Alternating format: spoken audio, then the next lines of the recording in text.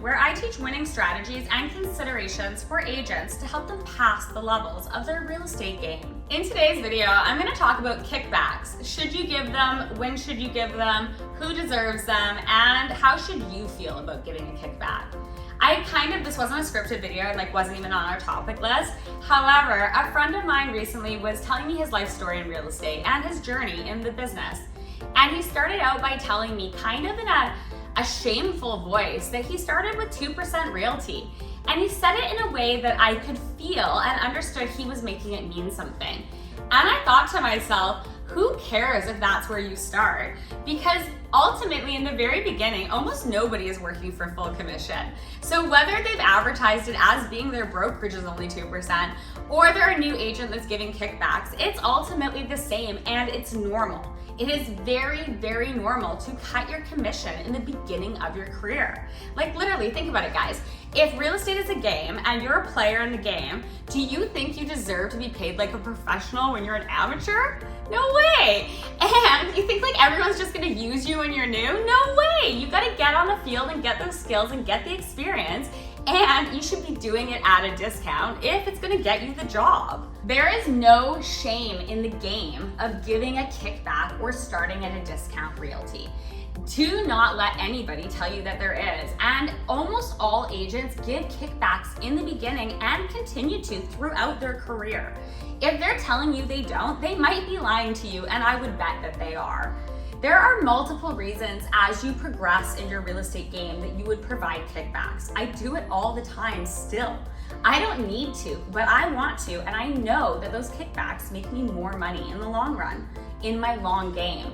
When I think of kickbacks, I don't think about my short game. I think of my long game and the longevity of where that act of kindness is gonna work in benefiting me in the long run and putting more dollars in my pocket ultimately. Where would I give a kickback? Well, I have some families who have quite literally sold 15 plus homes with me. You better bet I'm not charging them full commission, ever. Number one, I couldn't, because for the amount of business I do for them, I'm making more than enough with this one family that I would never. It doesn't make sense. I need to look at the longevity of the amount of business I will continue to get at my discounted price for these families that I provide multiple transactions year after year after year. I've got several families that I work with that literally could be my entire business. I'm not charging them full commission, and I never would. I think of them as salary almost, because I can guarantee that as I continue to do a good job, I can guarantee that that family will sell X amount of homes over 5 years and average it out. And I can do that with multiple of the families I work with. So I think of them as more like salary. And I look at my commission structure with them over the longer term of 1 to 5 years. Likewise, I have multiple clients who are what I like to call flippers. They are builders who are constantly on the move, and I give them a commission cut all the time. I love to, because they are always going to be bringing me more work.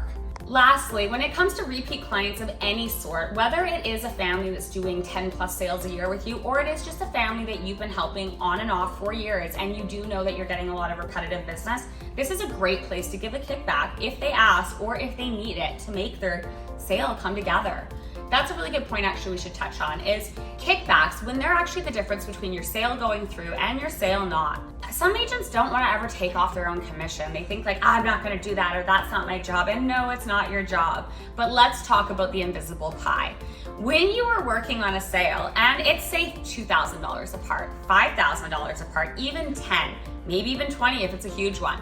Think about the invisible pie of money on the table. Now, if two people truly cannot come together, but you know that's a winning deal, is it not worth you throwing in a little bit? Our invisible pie is this big. If you walk away from that, you're getting zero of the pie, none of it. And if you were to throw in a little bit, you're walking away with 75% of the pie or 85% of the pie. You're going home and eating pie. Giving kickbacks should never cause shame in your game.